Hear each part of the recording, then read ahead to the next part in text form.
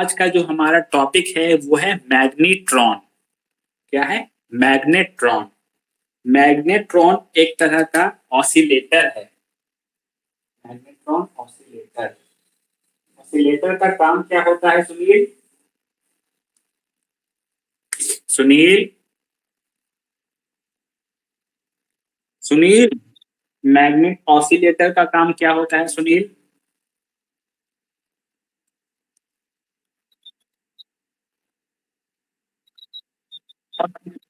Oscillation oscillation oscillation को generate करना। और यहाँ पे हम लोग माइक्रोवेव में ऑसिलेशन पढ़ेंगे। तो किस तरह की ऑसिलेशन जनरेट होगी हमारे पास? Microwave oscillation. Okay, microwave oscillation. अभी ध्यान से देखिए, मैग्नेट्रॉन क्या होता है। ये जो मैंने आपको ये शो किया है, ये डायग्राम, ये टॉप व्यू है। ये मतलब ऊपर से आप देख रहे हैं, ये समझ रहे हैं। जैसे पेन का, ये तो पेन ऐसा हो गया, पेन का टॉप व्यू ऐसा दिखता है आपको। ऐसा दिख रहा है, ये दिख रहा है आपको, विजिबल है। बस अब ये समझिए, मैग्नेट्रॉन का ये टॉप व्यू है ऐसा। जो सबसे मिडिल में है ये हमारा है कैथोड। ये हमारा है कैथोड। मतलब इस पेन का अगर मैं एग्जांपल लूं तो ये वाला जो पार्ट है ये है आपका कैथोड। अब इसके चारों ओर जो आपको लगे हुए हैं ये बोलते हैं हम लोग एनोड कैविटी। ये सारे क्या है? Anode cavity. मतलब ये जो चारों ओर ऐसे है ये क्या है? Anode cavity. ओके, ये है हमारे एनोड कैविटी। ये है कैथोड, ये है एनोड कैविटी। अब हम लोग जानेंगे कि कैसे इससे माइक्रोवेव ऑसिलेशन जनरेट होता है। ठीक है, यहाँ पे कैथोड पे कौन सा चार्ज रहेगा अमर किशोर? अमर किशोर, संजीत, कैथोड पे क्या चार्ज है संजीत?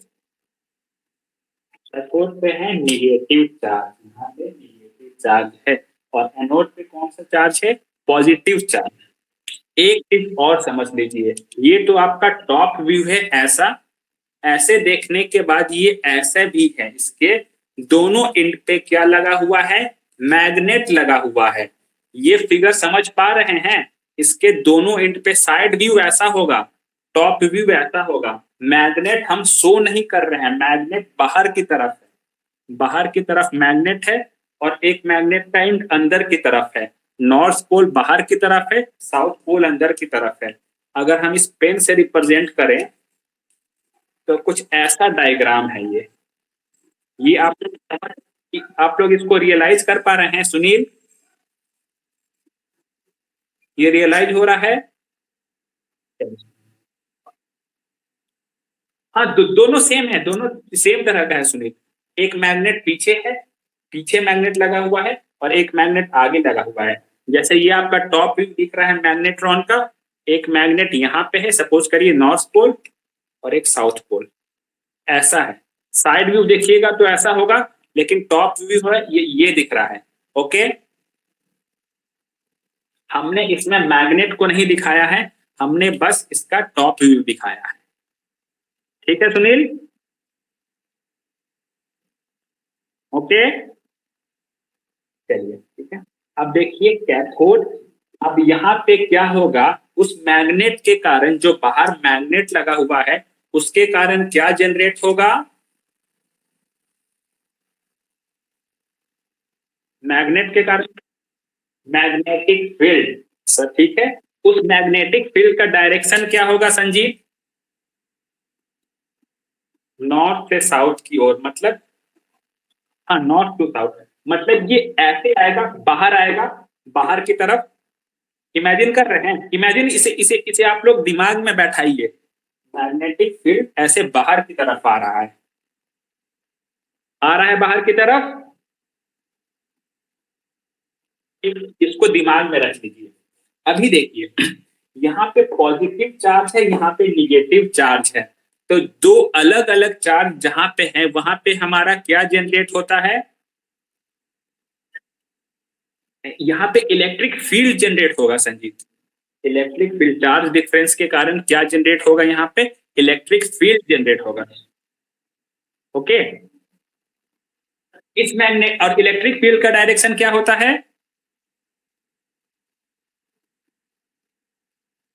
इलेक्ट्रिक फील्ड कैसे फ्लो करता है Sunil? Electric field positive negative ऐसे फ्लो करेगी। ओके, और मैग्नेटिक फील्ड कैसे आ रहा है सुनील? इसके ऊपर आ रहा है? इस दोनों के बीच क्या एंगल, कौन सा एंगल बन रहा है? परपेंडिकुलर है दोनों, इलेक्ट्रिक फील्ड और मैग्नेटिक फील्ड एक दूसरे के परपेंडिकुलर है। ये चीज आपके दिमाग में बैठा, परपेंडिकुलर कैसे है?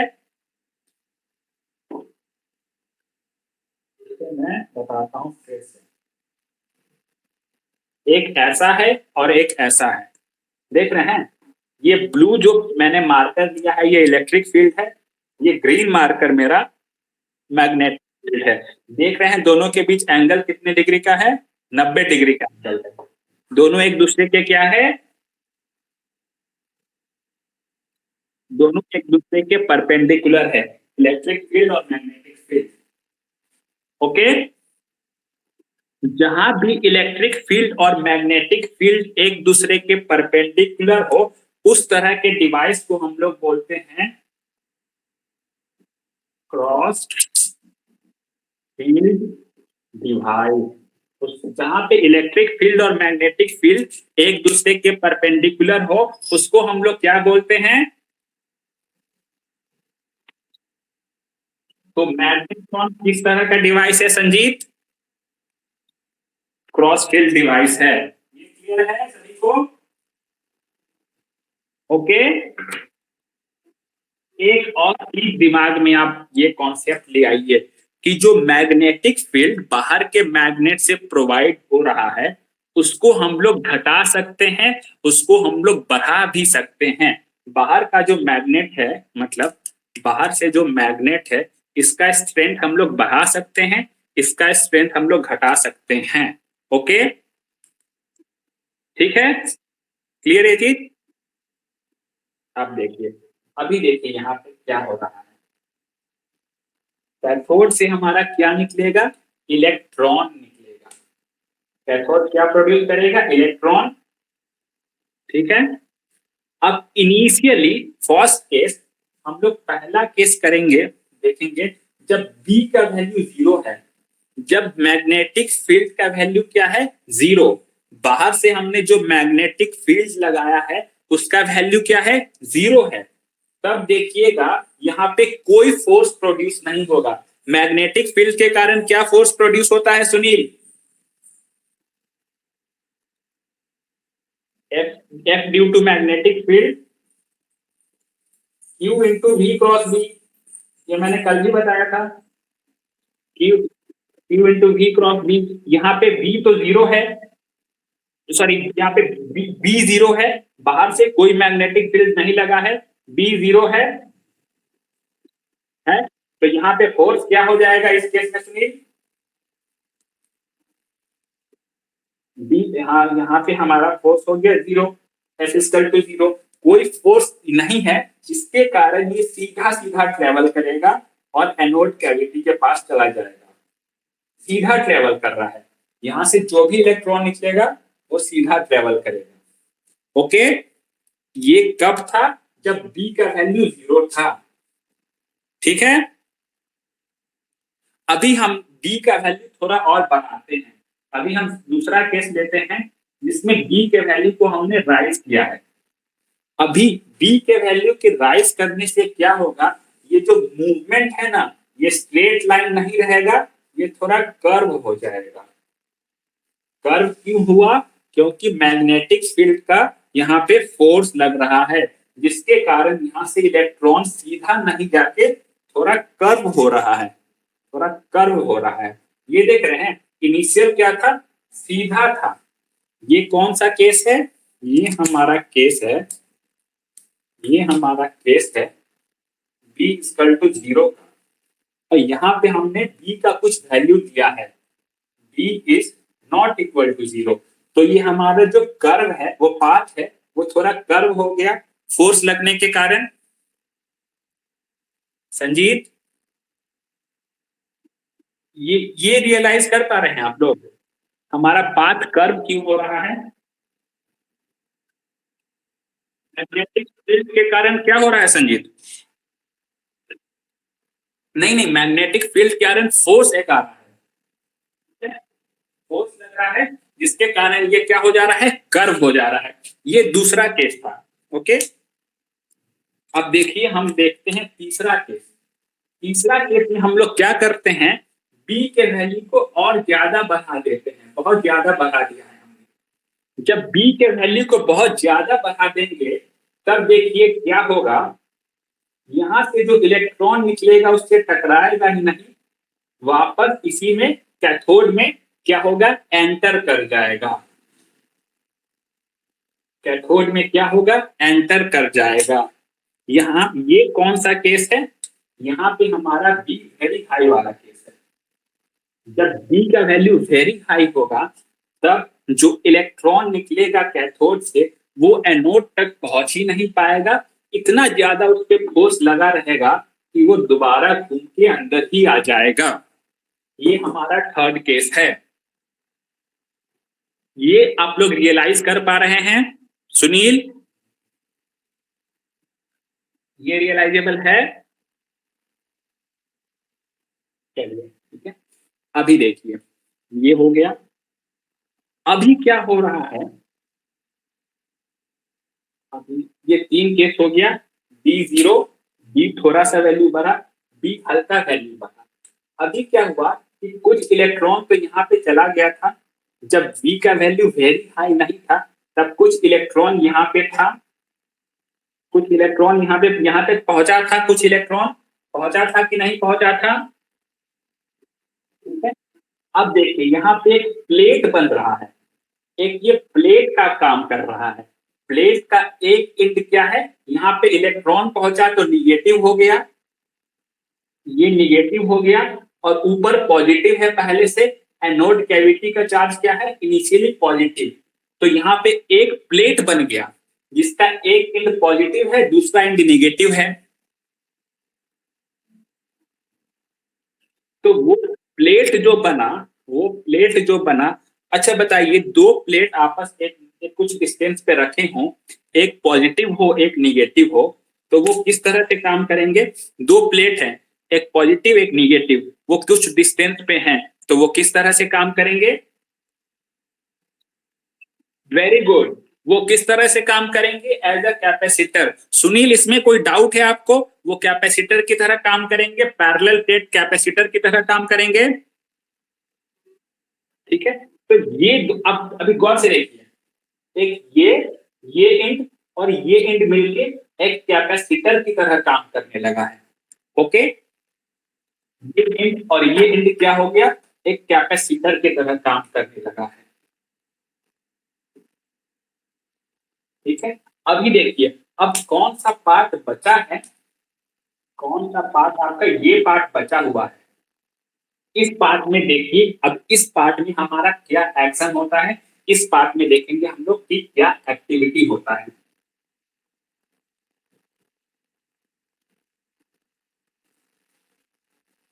यहाँ पे क्या हो रहा है, कुछ इलेक्ट्रॉन यहाँ पे गया है। इसको थोड़ा आप लोग पिक्चर को समझने का कोशिश करिए। मैं ड्राइंग उतना अच्छा नहीं बनाया हूँ, लेकिन इसको रियलाइज करिए जरा आप लोग।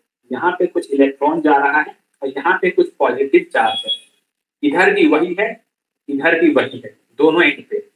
अब एक ही लाइन पे यहाँ पे दो लाइन का बात नहीं हो रहा है, एक ही लाइन पे कुछ जगह पॉजिटिव चार्ज हो, कुछ जगह निगेटिव चार्ज हो, तो वो लाइन किस तरह बिहेव करता है, कोई बता सकते हैं? पीएन जंक्शन, नहीं नहीं, यहाँ पे जंक्शन, यहाँ पे मतलब चार्ज का बात हो रहा है सुनील, यहाँ पे इलेक्ट्रॉन और होल का बात नहीं हो रहा है। एक लाइन है, एक लाइन पे some amount of positive charge है। जैसे एक कॉन्सेप्ट क्या था, अगर एक प्लेट है, दो पैरेलल प्लेट हैं, कुछ डिस्टेंस पे हैं, एक पे पॉजिटिव है एक पे निगेटिव है, तो वो कैपेसिटर की तरह काम करता है। आप कोई एक ही वायर है, एक ही वायर के कुछ पार्ट में निगेटिव चार्ज है, negative charge due two electron, और कुछ पार्ट पे पॉजिटिव पॉजिटिव चार्ज है, पॉजिटिव चार्ज ड्यू टू ये एनोड, इस पे हमने पॉजिटिव चार्ज अप्लाई किया है, तो उस पे कैसा वो किस तरह बिहेव करेंगे?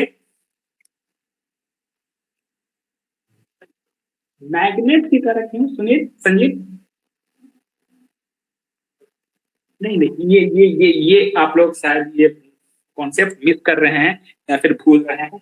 जब एक लाइन हो, उस पे कुछ पार्ट पॉजिटिव आए और कुछ पार्ट निगेटिव आए, तो वो एक इंडक्टर की तरह काम करता है। एक वायर है ना, वायर पे कुछ देखिए, इंडक्टर होता कैसा है? इंडक्टर को बेसिकली हम लोग ऐसे रिप्रेजेंट करते हैं, ठीक है? तो यहाँ पे एक इंड किससे कनेक्टेड होता है? हम लोग मानते हैं निगेटिव से, एक इंड कनेक्टेड होता है पॉजिटिव से। तो इस पार्ट में कुछ पार्ट निगेटिव है, कुछ पार्ट पॉजिटिव है, सेम लाइन है लेकिन सेम वायर। इंडक्टर कुछ नहीं है, एक वायर को हमने अगर ये कर दिया है, हेलिकल कर दिया है, तो एक इंडक्टर हो गया है। तो ये पार्ट अब किस तरह काम करने लगा? इसको रियलाइज कर पा रहे हैं आप लोग? इंडक्टर की तरह काम किया एक पार्ट। अब अब अब एक पार्ट का हम लोग इक्विवेलेंट सर्किट बनाएंगे। वहां पे एक पार्ट में हमारा क्या है? हमारा कैपेसिटर भी लगा है और हमारा इंडक्टर भी लगा है। ऐसा कुछ होगा सर्किट एक पार्ट का, संजीव सुनील, ये चीज समझ पा रहे हैं कि नहीं? एक पार्ट का होगा ऐसा सर्किट। ये इस सर्किट कैपेसिटर, सुनिए सुनिए सुनिए, मैं बताता हूँ। ये निगेटिव और पॉजिटिव मैंने बताया, एक निगेटिव पॉजिटिव प्लेट कुछ डिस्टेंस पे है, ये निगेटिव है नीचे, ऊपर पॉजिटिव है। तो दो प्लेट जब कुछ डिस्टेंस पे हैं और एक पे निगेटिव चार्ज हो, एक पे पॉजिटिव चार्ज हो, तो वो किस तरह बिहेव करते हैं सुनील? इसीलिए कैपेसिटर आया यहाँ पे। हाँ, ठीक है, वो एक उसका हमने इक्विवेलेंट लगाया है संजीव। इंडक्टर पैरेलल में होता है, तो पैरेलल में इंडक्टर को कैसे जोड़ते हैं? उसका इक्विवेलेंट लिख देते हैं। तो मैंने इक्विवेलेंट लिखा है सुनील, ठीक है? ये इक्विवेलेंट इंडक्टर है। और ये जो है एक कैविटी का इक्विवेलेंट पार्ट है, एक कैविटी का इक्विवेलेंट पार्ट एल और सी में है, ऐसा है। ये रियलाइज हुआ आप लोगों को? इस सर्किट का एक नाम भी है, ये मैं एनालॉग में पढ़ा चुका हूं, बताइए इसको क्या कहते हैं? रिजोनेंस सर्किट नहीं है, कुछ और नाम है। एक एलसी सर्किट तो है ही, एलसी तो उसमें कनेक्टेड है। एक नाम है सुनील इसका, कुछ अलग नाम है। पी, पी से शुरू होता है। हम लोग कहते हैं टैंक सर्किट, भूल गए आप लोग?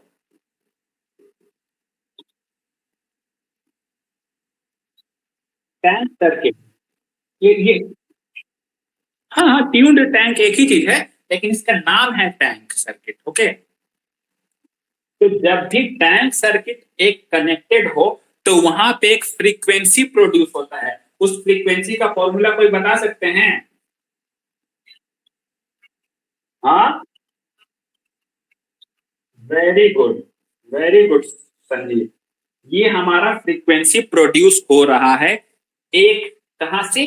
एक कैविटी से। एक कैविटी से इतना फ्रीक्वेंसी प्रोड्यूस हो रहा है, ये देख रहे हैं आप लोग? सुनील क्लियर है?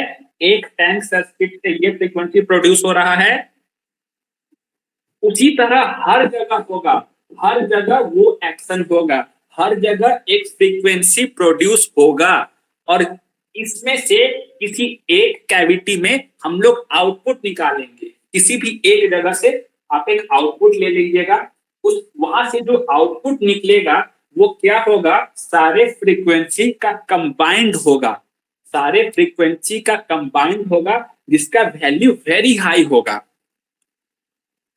ये समझिए, मैं फिर से बताता हूं, हर कैविटी एक टैंक के इक्विवेलेंट हो जाता है, और एक टैंक सर्किट जो है एक फ्रीक्वेंसी प्रोड्यूस करता है। उस फ्रीक्वेंसी का वैल्यू होता है 1/2 पाई रूट LC। एक फ्रीक्वेंसी का वैल्यू होता है 1/2 पाई रूट LC। अभी देखिए क्या हो रहा है, हर कैविटी एक टैंक सर्किट का प्रोड्यूस किया, और वहां से कुछ फ्रीक्वेंसी निकला, और किसी एक कैविटी से हम लोग आउटपुट लेते हैं, किसी एक कैविटी से आउटपुट लेते हैं, और यहाँ पे हमें आउटपुट मिल रहा है। वो आउटपुट क्या होगा? Combination of all the frequencies. Okay, तो यहाँ पे एक बहुत बड़ा फ्रीक्वेंसी जनरेट हो गया, उसको हम लोग बोलते हैं यहाँ, तो यहाँ पे क्या हो रहा है, एक माइक्रोवेव फ्रीक्वेंसी जनरेट हो रहा है। ये संजीव,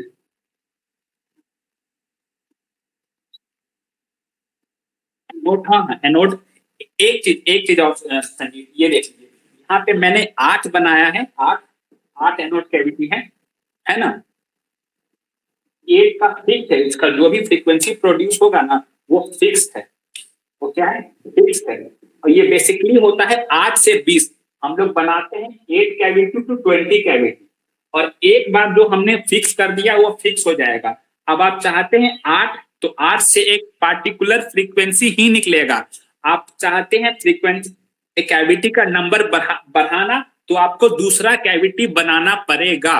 उसका फ्रीक्वेंसी क्या होगा? उसका फ्रीक्वेंसी उससे ज्यादा होगा। जितना ज्यादा कैविटी उतना ज्यादा फ्रीक्वेंसी, और मैक्सिमम कहां तक कर सकते हैं? 20 कैविटी तक कर सकते हैं। ये सुनील,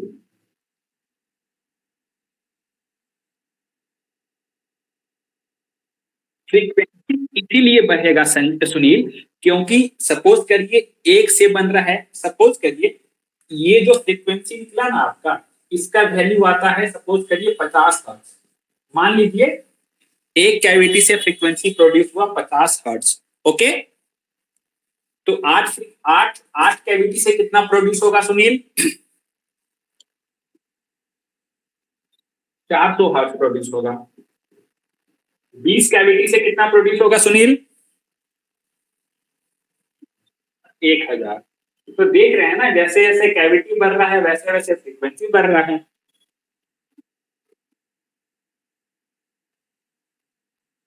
नहीं नहीं, आउटपुट हम लोग केवल एक ही जगह से लेंगे, आउटपुट केवल एक जगह से लेंगे सुनील। उससे जो आउटपुट निकलेगा वहां पे हर का कंबाइंड आउटपुट आएगा। ठीक है, कंबाइंड आउटपुट वहां से मिलेगा हमको। हाँ हाँ, सब जुड़ के। यहाँ पे हमने केवल देख रहे हैं 8 हमारे पास कैविटी थी, लेकिन हमने आउटपुट केवल एक कैविटी से लिया है। ठीक है संजीत, तो ये था हमारा मैग्नेट्रॉन ऑसिलेटर। मैग्नेट्रॉन ऑसिलेटर का काम क्या है संजीत? कौन सा ऑसिलेटर जनरेट करना? माइक्रोवेव। इसका पहला पॉइंट है ये, इसमें इवन नंबर ऑफ कैविटी हमेशा होता है। ठीक है, इसमें even number of cavity present होता है। और एक आता है इसमें मोड। मोड के बारे में बस इतना जान लीजिए, मोड के बारे में अभी आप लोग ज्यादा मत जानिए, ये बहुत ही मतलब लेवल ऊपर का चीज है। यहाँ सपोज करिए दो, यहाँ पे कैविटी है, एक ए और उसके बगल में है बी। एक ए कैविटी है, एक बी कैविटी है। दोनों कैविटी के बगल में फेज डिफरेंस जितना होता है ना, दोनों कैविटी के बीच के फेज डिफरेंस को हम लोग बोलते हैं मोड। मोड क्या है हमारा? मोड है phase difference between adjacent cavity. बगल अगल बगल के कैविटी के बीच जो फेज डिफरेंस होता है उसको हम लोग बोलते हैं mode. What is mode? MoD, mode क्या होता है? Adjacent cavity. और यहाँ पे पाई मोड, अगर दोनों के बीच का फेज डिफरेंस है पाई, उसको बोलेंगे पाई मोड। जो पाई मोड है यहाँ पे मैक्सिमम इफिशियंसी इसका होता है पाई मोड में। पाई मोड में जो होता है मैक्सिमम इफिशियंसी, इसीलिए पाई मोड को हम लोग बोलते हैं डोमिनेंट मोड। पाई मोड को क्या बोलते हैं? Dominant mode. डोमिनेंट मतलब समझते हैं ना, सबसे प्रभावशाली। डोमिनेंट मोड कौन सा है किसी भी मैग्नेट्रॉन का? पाई मोड है। किसी को डाउट इसमें? ये मैग्नेट्रॉन में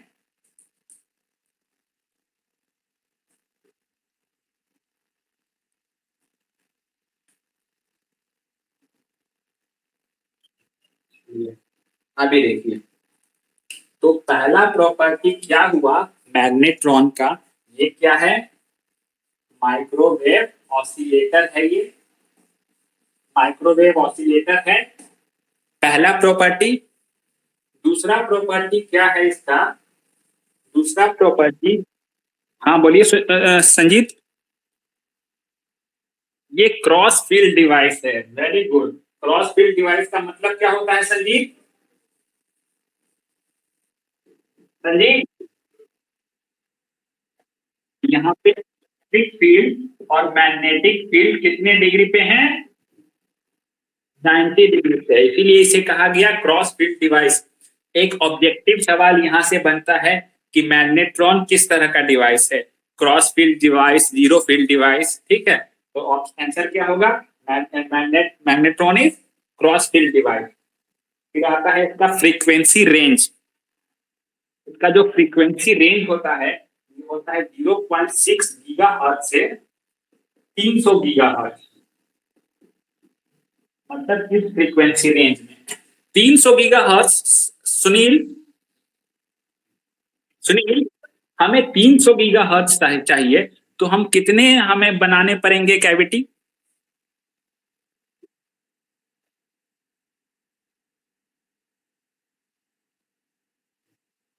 अरे देखिए सुनील, ये जो होता है ना, 8 से 20 कैविटी होता है।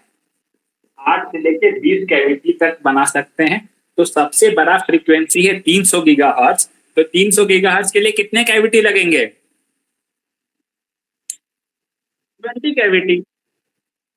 ठीक है, ये हो गया, ये हो गया क्रॉस फील्ड डिवाइस। और हाँ, मोड क्या होता है संजीव? मोड सुनील, सुनील बताएंगे। सुनील बताइए मोड क्या होता है? डोमिनेटिंग मोड मत बोलिए, पहले बोलिए मोड क्या है, फिर बोलिएगा डोमिनेटिंग मोड। Adjacent cavity. और डोमिनेंट मोड यहाँ पे कौन सा है सुनील? पाई मोड। डोमिनेंट मोड में मतलब उसका एफिशिएंसी सबसे ज्यादा है। पाई मोड क्या है? Dominant mode. ठीक है, ये सारे इसके प्रॉपर्टी हैं। यहाँ से ऑब्जेक्टिव सवाल बन सकता है कि ये क्रॉस फील्ड डिवाइस, दो, 1 मार्क्स का 2 मार्क्स का सवाल बन सकता है। क्रॉस फील्ड डिवाइस क्या होते हैं? क्रॉस फील्ड डिवाइस वैसे डिवाइस होते हैं जहां पे मैग्नेटिक फील्ड और इलेक्ट्रिक फील्ड क्या हो? परपेंडिकुलर हो एक दूसरे के, ठीक है। और यहाँ से एक ऑब्जेक्टिव सवाल ये जरूर बनता है कि सबसे डोमिनेंट मोड कौन सा होता है? सबसे डोमिनेंट मोड कौन सा है?